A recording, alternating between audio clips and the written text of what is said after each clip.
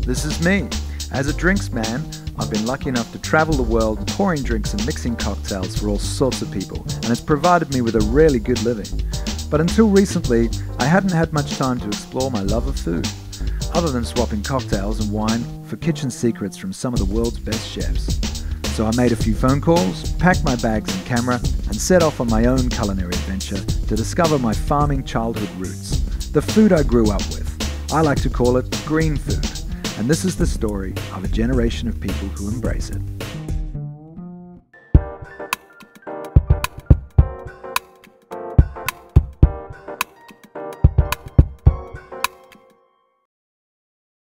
So I've taken this 2-hour drive south of Sydney down to Berry, and you could be forgiven to think that this is Mr. Miyagi's backyard, but in fact David Campbell, when he's not busy in the kitchen cooking up great food for the locals around here and people that come down for a holiday, he's out here in his garden. So I'm just wondering what he's going to be cooking up this week. Mr. Sustainability is quite unpredictable.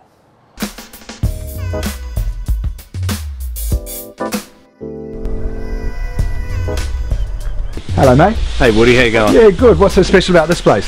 This is where our pigs start. They're looked after really well here. How about we go see Steve and he can tell us a little bit more about it. Let's do that. What's the difference between these free-range pigs and the kind of pig that you would find in a packet in a supermarket? Well, as you can see, these girls are outside and they give birth in huts outside. The difference is intensive piggery, they're inside most of the time and they give birth in gestation stalls. These girls are all due to start farrowing down on Wednesday, so they'll give birth. They'll choose one of these huts hopefully and move in there, and that's where they farrow down. We just put a bale of straw in there and the rest is pretty natural. And that obviously means a lot to you and the kind of produce you like to select, eh Dave? Well, look how happy they are. Happy pigs, happy pork. Happy pork, happy people. And happy people come back and keep eating. Yummy yum. Well, if you go from the top. Yep. We'll go that. Then you just got to get her off that hook. Ah, muscles!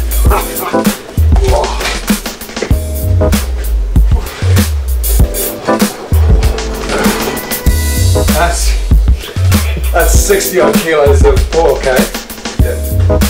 Show me how you butcher what you need. So all I'm trying to do at the moment is just to break down the pig.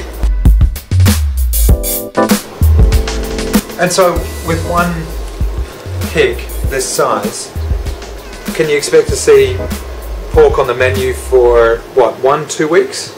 Yeah, so we get 1 pig a month. 1 pig a month. And it will last us about 3 weeks to get through the whole animal. So towards the end of the time that we've got that pig, you'll see less and less of it.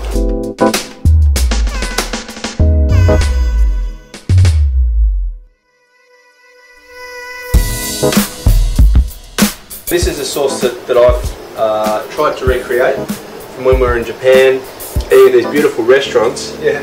Can't speak Japanese, so we just sat there a couple of hours, tried to work out what was in this sauce, and this is what I've come up with. Just grinding up those sesame seeds there. Not too much. You want a bit of texture from them. Yeah. Adding some hoisin sauce, some sweet soy, create that sweet and saltiness, and then the goma paste, which is pretty much similar to tahini. So if for whatever reason you didn't have tahini, you can see it's a little bit different in colour. It's a little bit darker to what tahini usually would be. Yeah. Sesame oil, so 3 different types of sesame going on there. And while we like to use local produce as much as possible, you know, there's some things that you just can't recreate, and so you're better off sticking with what's working, what's good. So we want to have this so it's a dipping consistency, but what we're going to do is we're going to fry those pork cutlets off, slice them up, and then we're going to dip them in just little fingers of the crispy pork cutlet into this sauce. We're not here as such to make money, we're down here for a lifestyle. So if we wanted to make money, then we'd buy all the portion cut meats. We change our menu 3 or 4 times a year. Very simple, you just roll it out, get all the staff to do it, set your prices and away you go, but then that's a bit boring. It's not living life. And you really only open at the times you want to open as well, don't you? Yeah, we don't want to inhibit our lifestyle as such. We want to make sure that all of our staff want to work here. So it gives them time to go out and enjoy themselves during the day. We only do nights. We only open 5 days a week, so we have very consistent staff. Yeah.